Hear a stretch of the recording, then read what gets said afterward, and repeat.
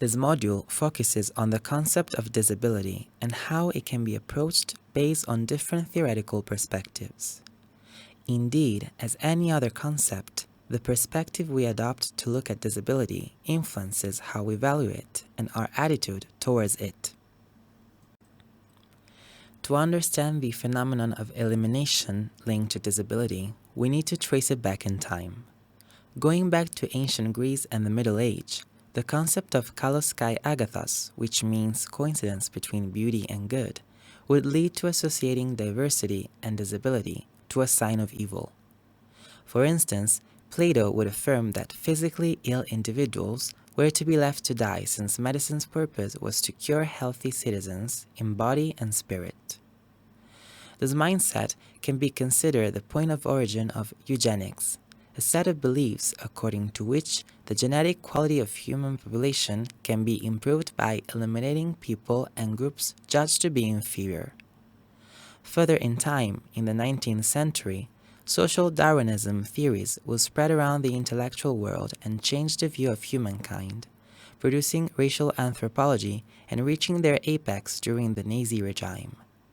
The elimination of people with disabilities or other forms of violence, like forced sterilization, arises from a radical dehumanization and devaluation.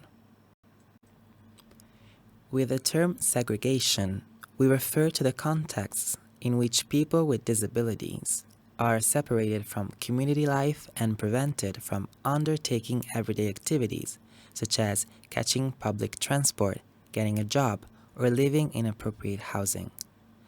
Law, policies, and practices can separate people with disability and enable special segregated arrangements, such as special schools or separate classes in regular schools, institutional living environments, and separate workplaces.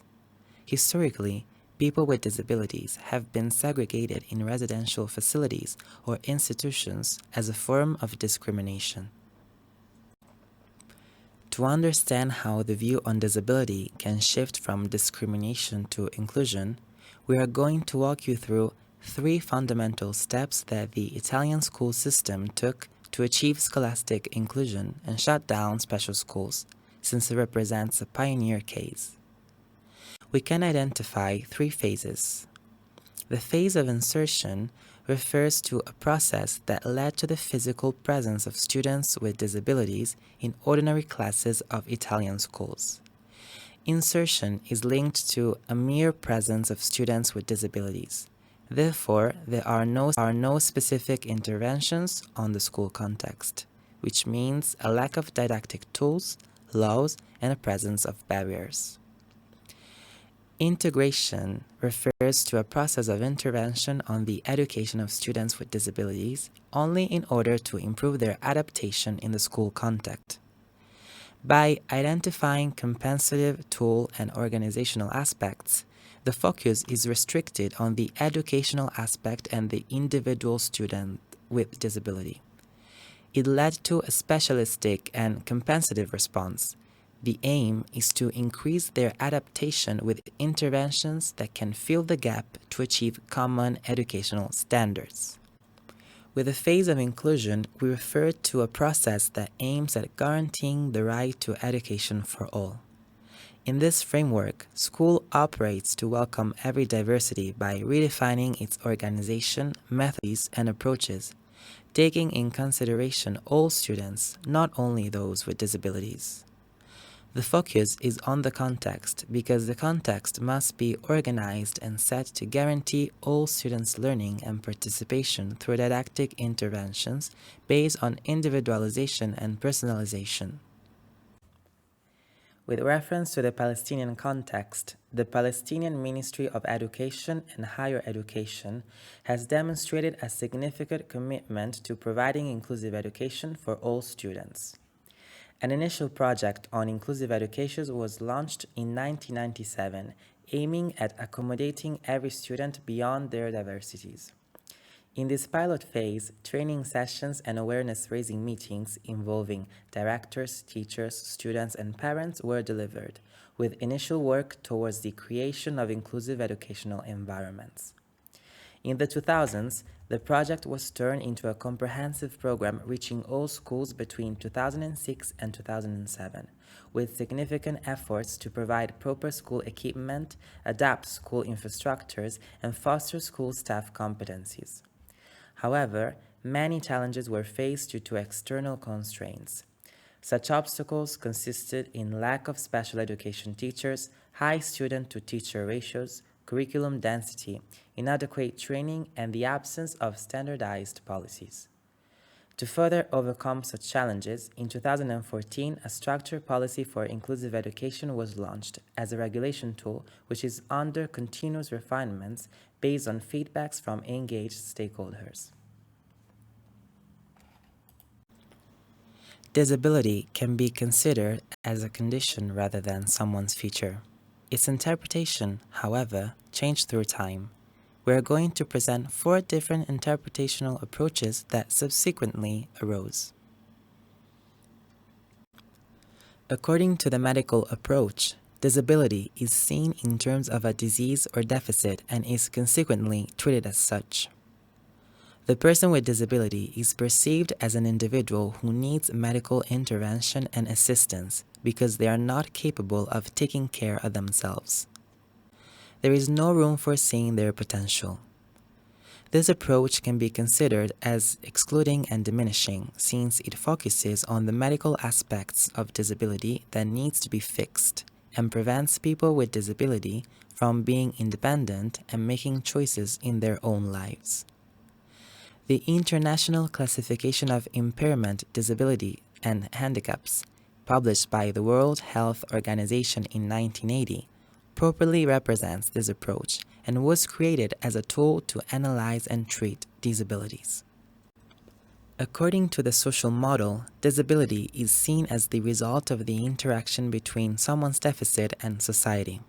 Accordingly, society plays a fundamental role in determining any condition of disability by presenting barriers of multiple kinds connected to its organization.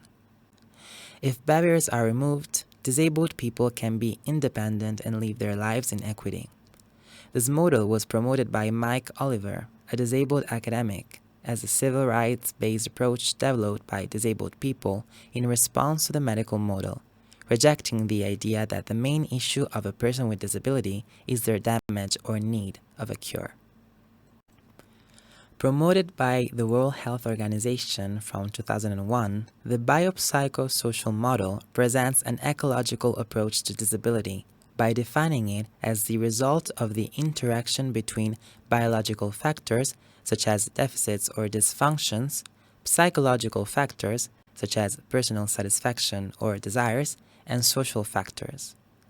The focus is on the functioning of the person, and health is considered as the successful functioning of a person in their different contexts rather than a mere absence of diseases.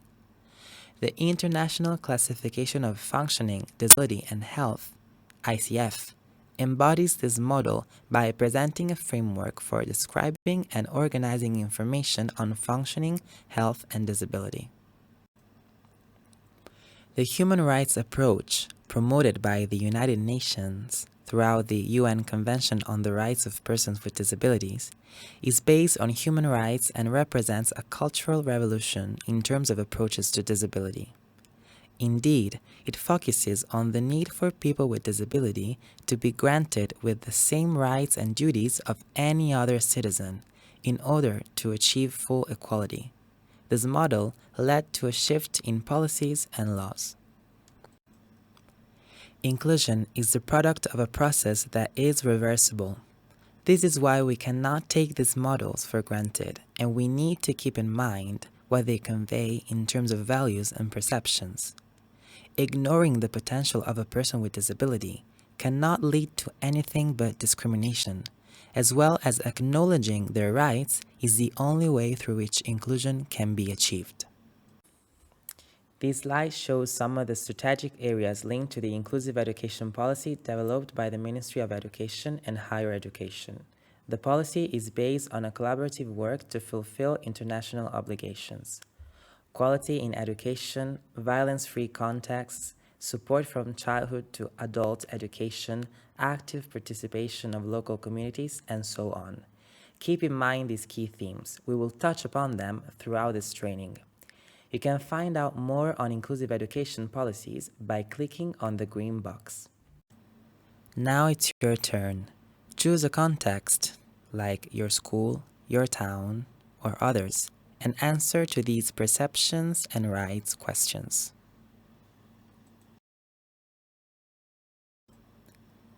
Thank you for your attention.